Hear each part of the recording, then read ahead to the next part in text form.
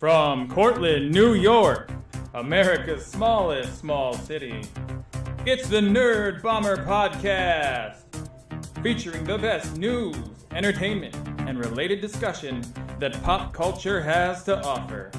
And now, your hosts and experts in anti-social media, Just Jamie and your friend Claude!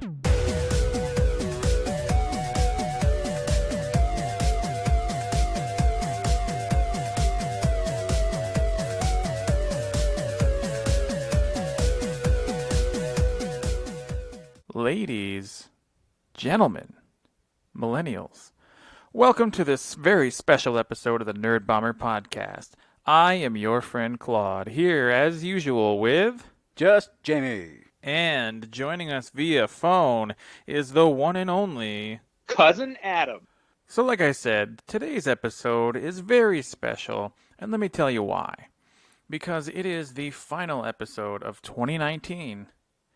And let's be honest, it likely won't be posted in 2019. But we recorded it then. And to celebrate the 2010s and pay homage to their passing, we will be sharing all of our favorites from pop culture and entertainment over the last 10 years.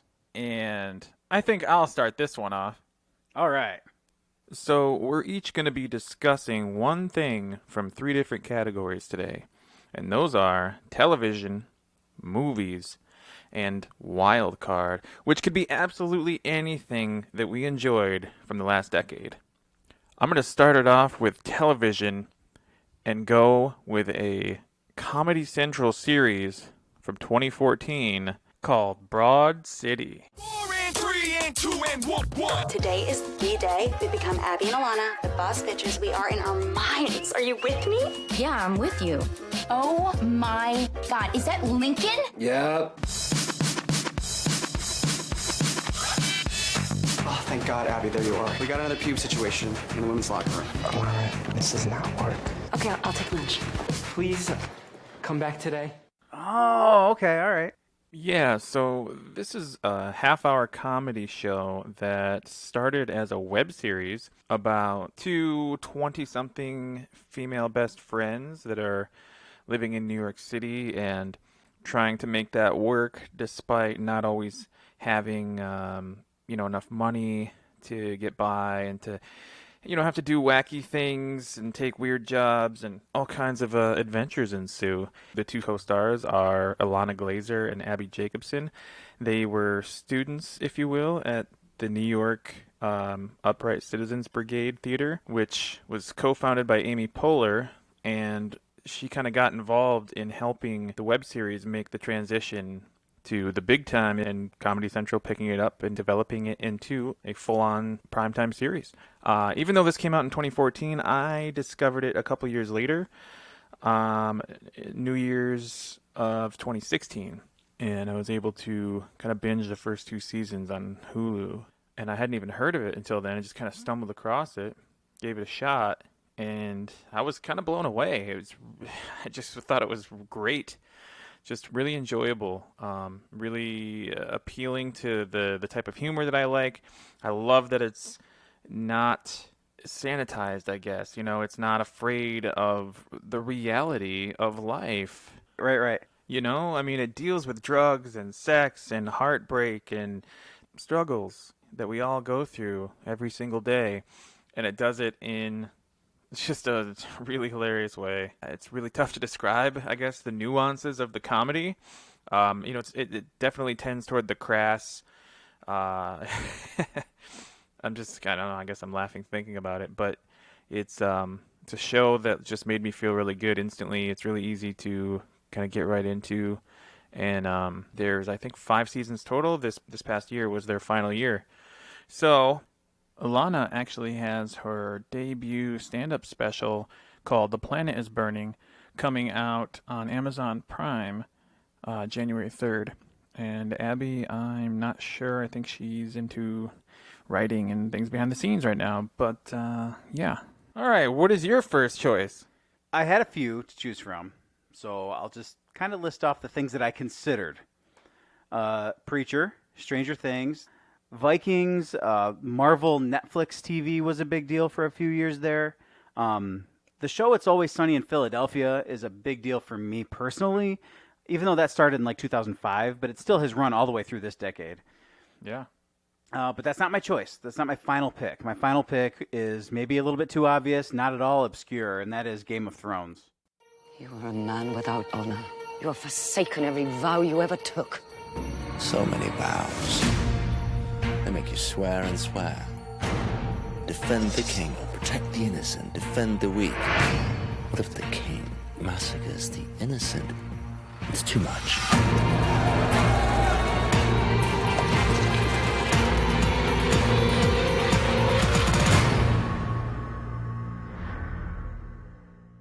Fair pick. It debuted in 2011, ran until earlier this year, 8 seasons, 73 episodes. Created by David Benioff and D.B. Weiss, based on George R.R. Martin's A Song of Fire and Ice book series. I'm not going to go through the cast because there's something like 160 named speaking characters on the show.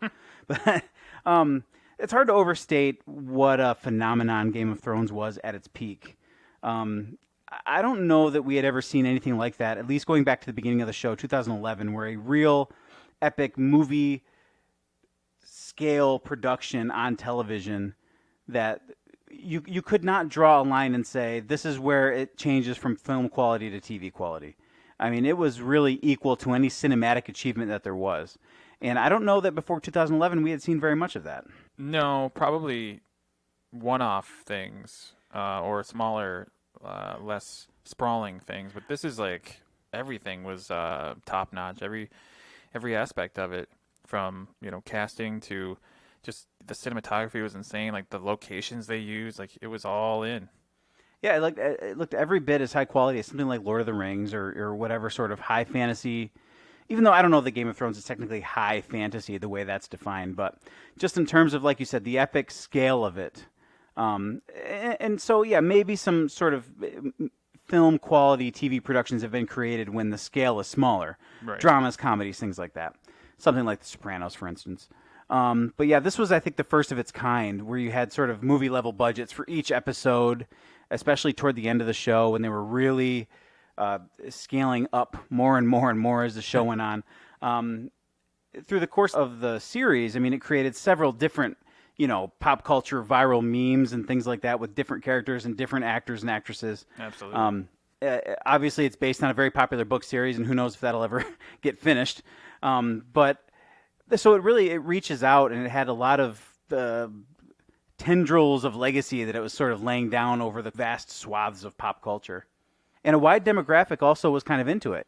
Whether you were historically into nerdy, geeky things, whatever, fantasy, sci-fi, but a lot of casual TV viewers became huge fans of Game of Thrones and made huge stars out of the people who appeared in it. Right. That's really, I think, the biggest chunk of what this show's legacy will be in terms of its impact on the culture. It definitely made it cool and acceptable and okay for just the mass population to be interested in a fantasy property. Right, and it definitely put it out there in front of everybody. And it might have sort of even been a little bit of a resurgence for HBO, too.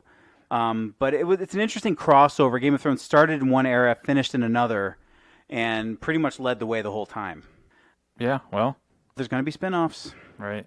Game of Thrones is not done with us yet. Well, like any good golden goose, it's got to have a couple more eggs in there. That's right.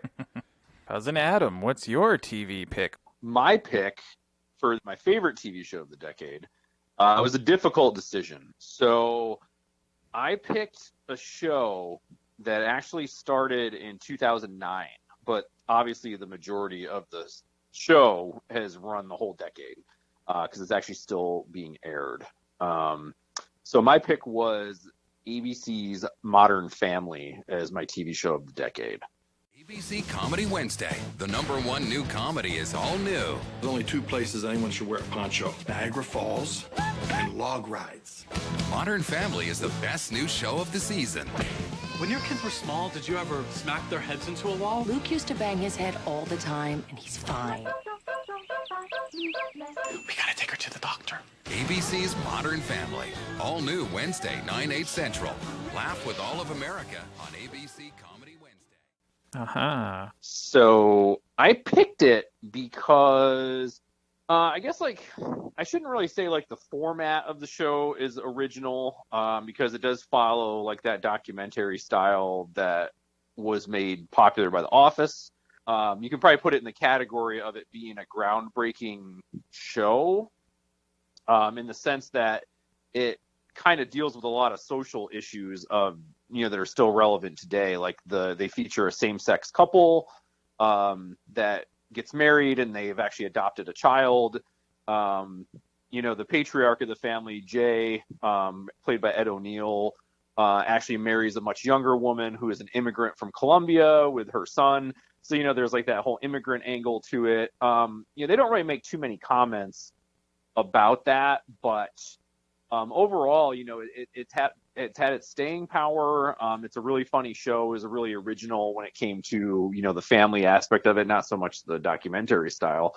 But yeah, that's why I picked that show as my favorite of the decade. I don't really watch a whole lot of TV either. I mean, I probably could have picked Breaking Bad, but I haven't finished watching that on Netflix. So, I mean, I'm sure there's tons of shows that you could say were better than that one.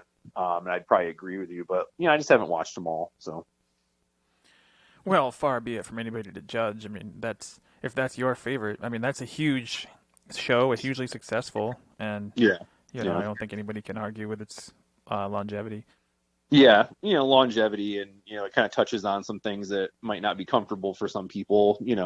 But yeah, that was definitely. I remember when it came out, I was like, "Oh, this is awesome!" And I've watched it since day one, and unfortunately it's ending this year, but I'm kind of wondering how they're going to play it off the documentary angle of it, though, because in The Office they showed the documentary actually aired, and then the last episode was the fallout from that or whatever, whereas the other documentary show, Parks and Rec, they never really addressed the documentary in it at all. So I'm kind of wondering how they're going to end Modern Family. Is it going to be they're going to air our documentary now, or something? They probably won't. I'm not really sure, but interesting to see. Indeed. Well, I think it's time to share what I thought was the best movie of the 2010s. And since I'm much more of a movie guy than I am a TV guy, I have a few honorable mentions that I'd like to go through real quick before I get to my pick. And they're kind of organized by category here, so they are in no particular order. Jackass 3D from the very beginning of the decade in 2010. That's my pick for comedy. Atomic Blonde from 2017 is my pick for what I'd like to call highbrow action. And on the opposite end of the spectrum, in lowbrow action, I pick the entire Expendables series from 2010 through 2014. For comic book movie, this might be a surprise, but I picked Scott Pilgrim vs. the World, also from 2010. For indie movie, my pick is Safety Not Guaranteed from 2012. And my pick for critical favorite also happens to be my pick for best movie of the 2010s. And that is The Grand Budapest Hotel. Oh, okay, all right. This man is a ruthless adventurer and a con artist. How's that supposed to make me feel? From Wes Anderson comes a story of war and peace. Well, hello there, chaps. Love and death. She's been murdered, and you think I did it. Shocks, scrapes, great escapes, And I can barely steer. and room service. She was dynamite in the sack. She was 84. I've had older. The Grand Budapest Hotel. Rated R. Now playing. So just to summarize, it's about this hotel that's in the mountains and is a ski resort, and Ralph Fiennes plays the concierge, who is just anal about the level of service that he provides, to the point where he's secretly kind of a gigolo for wealthy elderly ladies who come through there. And basically one of those ladies dies unexpectedly, and suddenly he becomes accused of murder, And it's this great ensemble cast with people like Tilda Swinton and Edward Norton and Willem Dafoe is in it, Adrian Brody, and of course Bill Murray, because it's a Wes Anderson movie. And chaos ensues as he flees for basically his life and to escape these charges. And, it's kind of a part murder mystery and part comedy and part production design extravaganza. I mean, I've never seen a more fastidiously beautiful looking movie. Every single prop and costume and set dressing and everything is exactly in its right place. I've seen most of Wes Anderson's stuff. I really think this is his best work, bar none. And when I saw this, I totally did not expect to like it. And it blew me completely away to the point where I truly believe this is the best movie that I saw that was made in the 2010s. And I can't recommend it highly enough. So that's mine. And now I believe it's back to you there, Jamie. All right, my turn. So, movie of the 2010s. Again, there were some things I considered. As much as I like them, none of the Star Wars movies, none of the MCU movies would have ranked as my favorite. There were movies like Logan. I personally think that might be the best superhero movie ever made. I know maybe critical consensus slightly disagrees with me. The Arrival with Amy Adams I thought was just a spectacular movie. Mad Max Fury Road was another one that really has been on my radar ever since it came out. Yeah, it's a big one. I've rewatched it several times. I think it's just fucking great. But the one that I decided on came out in 2018, so just last year. It was released by Paramount, directed by Alex Garland, based on the book by Jeff Vandermeer. Stars Natalie Portman, Jennifer Jason Leigh, Gina Rodriguez, Tessa Thompson, Tuva Novotny, and Oscar Isaac, and that is Annihilation. It's called The Shimmer. We've sent in teams of people. Nothing comes back. It's destroying everything. It's not destroying. It's making something new. Right. I attempted to check it out. Had to nope out after a certain point. We'll revisit it later, but I remember this is a very big one for you. Yeah, it really hit me hard. I don't know that I've ever had, and this is part of why it was the first thing to pop into my head when looking back over the last decade, even though it's recent. But I don't remember any movie kind of sticking in my brain the way this one did after I left it. I really just wanted to think about it. I don't even know if I had a goal. I just wanted to contemplate the movie and what I saw and what it could mean and what it meant. I don't know. It's hard to explain exactly what I was feeling or what I was thinking. All I knew is I wanted to think and feel about it. Yeah, that's... I want to say it's the mark of a good movie, but maybe not always, but it's definitely the mark of an effective story. Yeah, I think so. Not only... And also, of course, it was really well directed and well acted, as you'd expect based on that cast and that director.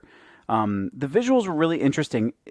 It's a movie that, in my opinion, makes perfect use of special effects, where they create an environment. They are pretty much omnipresent on screen, but they don't depend on the effects to give you grand spectacle at all times. Right. Not that there's anything wrong with that in the right setting. Something like Blade Runner 2049 is another one that I considered. And the special effects in that are also ever present, a little bit more spectacular, but it's not always huge explosions and huge laser blasts and all that kind of stuff. It just sets the mood. And Annihilation, I think, does that really, really effectively in a mostly really, really subtle way with some spikes of intensity along the way.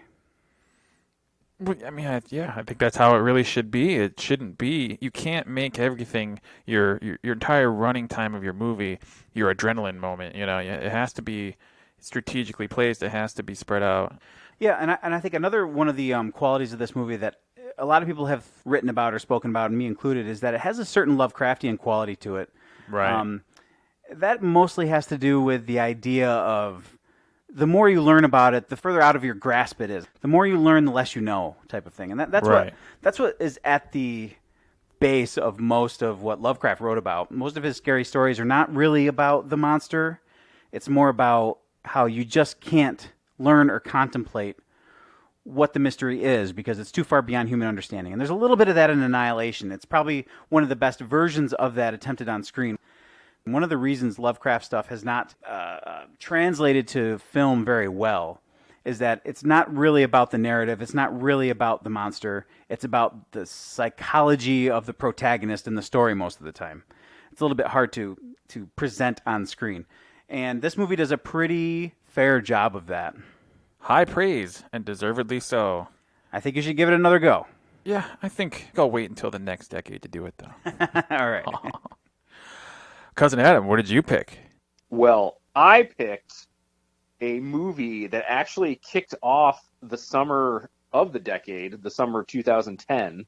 I picked, well, you might actually find that surprising for people that, listen to the show and know how much I love Star Wars, but my pick was 2010's Inception, directed by Christopher Nolan.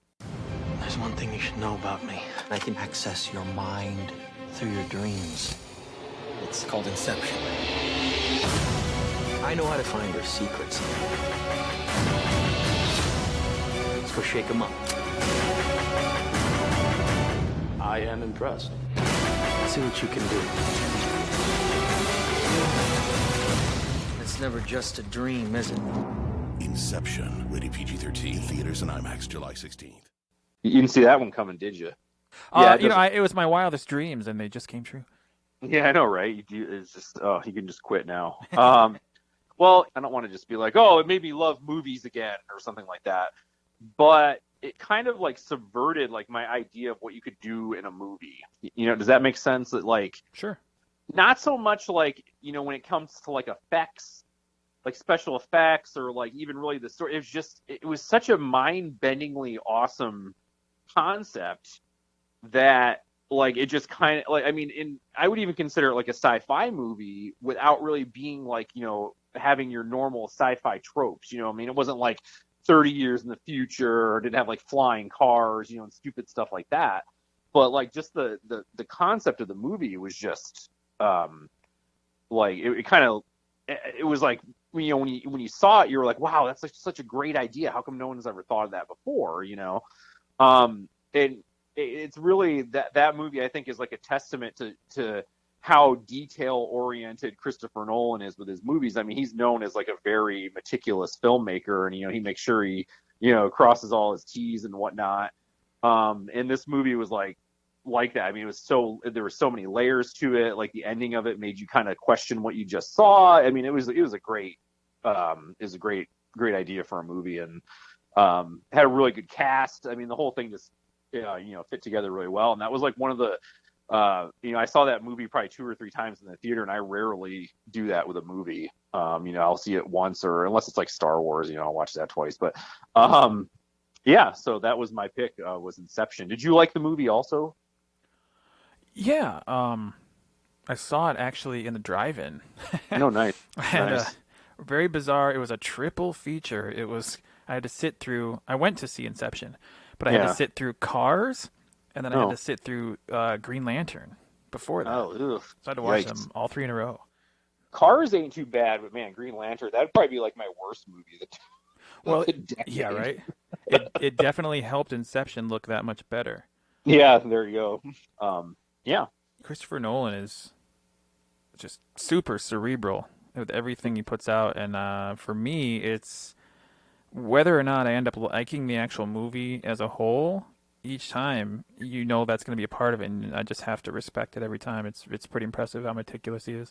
He is. He just makes sure he gets it right. Even if you look at like the Dark Knight trilogy, how like you said cerebral. If you look at all the themes that he layers together in those movies, it's hard to pick them out because it's a Batman movie and you're more concerned with Batman. But it's like if you just look at the themes, he's really good at tying everything together like that. It's amazing. So. Another solid pick. Well, with movies and television out of the way, that brings us to the wild card portion of this episode. And we've each got a surprise pick from any area whatsoever of pop culture and entertainment that took place during the 2010s. And in my case, I've got to go with The Rise of the Band Ghost.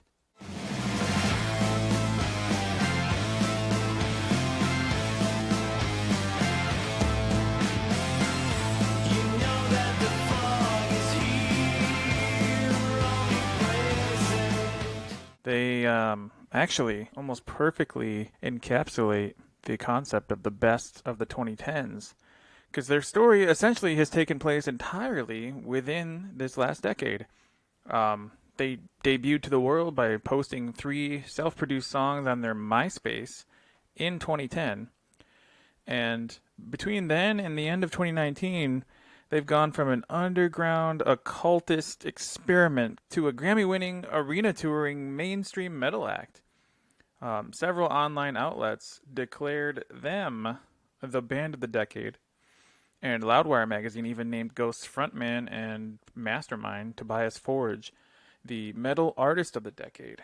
They're a Swedish band using Latin lyrics, singing about Satanism that looks like King Diamond and sounds like Blue Oyster Cult. So, what in that equation is there not to love? Yeah, I agree with that. So ultimately, this wildcard category might have been the hardest one because it encompasses anything and everything. So that means there's going to be more choices. So I've already mentioned along the way the movies that I didn't pick and the TV shows that I didn't pick. So I'll talk about some of the things I considered. In the last 5 years, I've really began engaging with pop culture differently. I've rediscovered wrestling, comic books, video games, and I've been engaging with those things more directly than I have in years. Fanboy. I know. I got it. You dragged me screaming into comic book collecting. I for some reason jumped into retro video game collecting on my own. Things I never really thought about doing, and in the case of comics, I even sort of actively said I'm not going to do that because I was afraid I would go down the rabbit hole. Sure enough, here I am. Yeah. Earlier in the decade, I made specific effort to start reading more. So along those lines, I discovered a lot of artists and works of literature that I've grown to appreciate, So a lot of that kind of thing. There's podcasting too, both engaging in podcasting, listening to podcasts. I never got into that until the last 4 or 5 years. Right. But that brings me to music. And there's been some things over the years that I've discovered, things that I'm like, oh, that's pretty good. I like that. And you listen to a few songs here and there. Nothing that's really entered my regular playlist a lot. But the one that sticks out is a band called Nightwish. Now, just to be clear, this is my choice. We have arrived, okay? So the band is Nightwish. Now, Nightwish is certainly not something that has come about in the last decade. Nightwish has been around since the 80s. But in 2012, earlier in the decade, they came upon their third singer, Floor Jansen. She's actually been their singer for most of this decade, but I didn't discover her when she started with the band. I only discovered her as a part of the band a few years ago through YouTube reaction videos and things like that. And I've come to believe that Floor Jansen is maybe the best front person in a rock band in the world. I mean, I think she might be the best female singer in the world. And I know there's sort of technical ways you could debate against that point. I think Floor Jansen is the best of all worlds.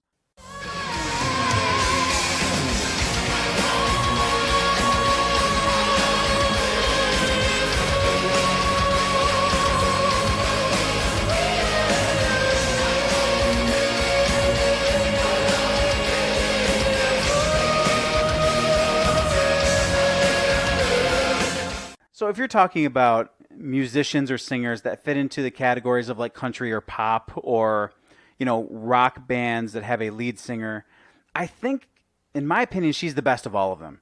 I've never heard anybody like her. Not only is she a great singer and can sing a wide variety of styles, rock, metal, into operatic type styles, she also really, really commands the stage. Nightwish does amazing things. Their songs are amazing. Their orchestration is amazing. Anybody who's listened to them knows this. A lot of that credit goes to the main creative force of the band, who's the keyboardist. Floor Jansen basically came on as a hired gun because they were desperate for a singer. And there's a whole documentary about how she had to learn the set list in 24 hours because they were going to play at Wacken of all places.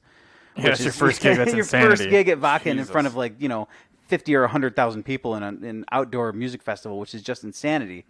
But she totally owned it, and that's where a lot of the stuff that YouTube reactors discover her. And I discovered it through them, like I said. And so I just think that she's really one of the most amazing musicians, singers in the world. And I wish that Nightwish would become more well known in this country. Yeah, absolutely. I think the thing about her is that she somehow makes that all work. She makes it have mass appeal. She performs live in a way that is kind of captivating, but I think she's a vocal coach or a voice teacher. I think she's a voice teacher. Yes, I think you're right. Behind the scenes, so that she's got all that kind of going into and fueling what she does. So she's got this amazing range, but she's a really great performer. And I think some of their past singers have had the musical chops or the vocal chops, but maybe weren't so dynamic as her, maybe weren't so commanding, and just she's kind of the perfect blend of everything to take them into that like next level or expand their reach, I think. Another thing that I like about her is that she's not gimmicky in the way she sings. There's been a lot of artists who have come through and broken through to the mainstream or whatever, become popular, and they're good singers, but they sing in a gimmicked way. It's hard to explain what I mean. Somebody like Adele, for instance. Right. She sings, and it kind of got the best of her. She ended up having throat surgery. She sings in an unhealthy way. Pronouncing, there's a lot of singers that have really weird pronunciations. A lot of R noises through words that don't have R's. It's just... They're like vocal trends kind of thing. Yeah. It's just like certain style. It's like in the early 90s, every rock band singer had to sing like this. Yeah. So I guess that's what's happening. But she sings really clearly for somebody whose English is not her first language. There's no accent in it. I mean, you don't hear it with Floor at all. And like you said, she's a technician. She's a teacher. She's a coach. So she's not singing unsafely or in ways that she can't sustain long term. Sometimes good music is about restraining yourself a little bit. Exactly. I think Nightwish is pretty strong in that area. Yeah, they've, like I said, as I've explored them more, they've revealed themselves to be a much more broad and diverse act than I initially wanted to give them credit for. And there's something to be said for doing that. And I think Floor was a key piece of my ability and my willingness to do that. Absolutely. All right, continuing on with Wildcard, Cousin Adam, how do you follow that one? I will follow that one with my wild card, which is Disney's acquisition of a Lucasfilm. Today, I am proud to announce the Walt Disney Company is acquiring Lucasfilm, the global entertainment company founded by George Lucas and the home of the legendary Star Wars franchise. Okay.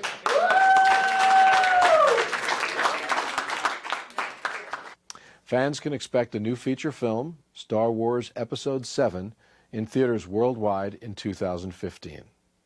And there will be more feature films, as well as consumer products, television projects, games, and theme park attractions. We've, got a plan for 7, 8, and 9, which is the end of the trilogy, and other films also. So we have a large group of ideas and characters and books and all kinds of things. We could go on making Star Wars for the next 100 years. The reason why I picked that as a wild card is because when I found out about that, and they soon after announced that they were going to do more Star Wars movies, I had the same level of joy mixed with fear as I did back in the mid-90s. I shouldn't say the mid-90s, more like 99, because, we knew, because, the 90s were a big, decade for Star Wars also. My point is that, I hadn't felt that kind of, joy and fear about Star Wars since, that time period before the prequels. Because, I was like, oh, it's going to be awesome, more Star Wars. I'm like, are they going to screw it up? And, I guess, at the end of the decade now, I can say it's been about 50-50 with doing well or screwing up. So yeah, I picked that, and and it brought us a lot of Star Wars stuff starting in 2015 when The Force Awakens came out. It had another trilogy. There's been 2 standalone films. There's been more cartoons, and of course, The Mandalorian just wrapped its first season, and they've announced the second season, and I think, privately we talked before and, said that The Mandalorian is probably the best thing to have its, Star Wars as its name, since the original trilogy. So even after all that, it's brought us a really good thing that, none of the fans seem to be arguing about. Yeah, rarity these days. Right. But yeah, so my wild card was that, just because it kind of stirred up that old kid inside me, and even though, to me it's kind of mixed results with the trilogy, The Last Jedi really brought it down pretty heavily for me because it was just terrible. But yeah, so that, I just, when I found that out, I was like kind of in shock almost, and they said they were going to make more movies. I was like, no freaking way. And here we are. Now it's done. Yeah, the other side of it. It's crazy that just between 2012 and 2019, all that took place. Yeah. I mean, they seriously, like, they produced like 5 movies in 8 years. That's crazy. Yeah. Absolutely. And on top of that, they had to do the Rebels cartoon, they had to do the Resistance cartoon, and obviously you have different people working on it, but still that's a lot of stuff. Yeah, there's probably an argument in there somewhere to be made for why, quantity isn't necessarily better than quality, but they did pump out. You can't say that they didn't provide Star Wars content for pretty much every branch and level of fandom. Yeah, that's our end note. Like, yes, they did produce Star Wars content, and it was put out. Yes. So yeah, and hopefully the season 2 of The Mandalorian will be just as good as this one. Production value wise, acting wise, story wise. You got a lot of stuff to look forward to. So, right, The Mandalorian is so new. Right in this moment, it's probably my favorite thing on TV, but it's so recent that it's hard to kind of like score that as a winner for the entire decade. Yeah, it's definitely a little too early to consider The Mandalorian best of the decade status, but I think it sounds like we're all in agreement here that it's certainly worthy of honorable mention. Oh, you know what? The other thing they did that I haven't mentioned, which I should have mentioned, is they opened a freaking Star Wars theme park at Disney World. That's right. Which I have to go there before I die because that's like my dream come true. So. Is it called Galaxy's Edge?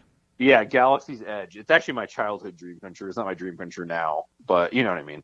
Well, it's weird because they kind of half-assed it. For like 20 years or more, they've had the Star Tours and the giant replica of the AT-AT in the Ewok Village, and then they just kind of left it like that for a long time. Yeah, that was. That was a cool ride and everything. I think they updated it a little bit, like they used a different droid or they used like a different footage now or something. But you're right. It was just like this one little piece of I don't know what they call it now, but it used to be the MGM Park or whatever it was called. But yeah, so now it's like a whole Star Wars land, which is cool. But yeah, just take all my money now, whatever. I'm gonna come back with like. Trust me, they will. Yeah, they totally will. I'm gonna come back with like build my own lightsaber, build my own droid. I'm gonna like do a Build-A-Bear of an Ewok or something. I don't even know. But so Disney gets everything, but that was my wild card. Well, it looks like we've reached the end of both this special episode of the Nerd Bomber podcast and this decade. I have been your friend Claude. I've been just Jamie. And I'm your cousin Adam. And we will see you in the future.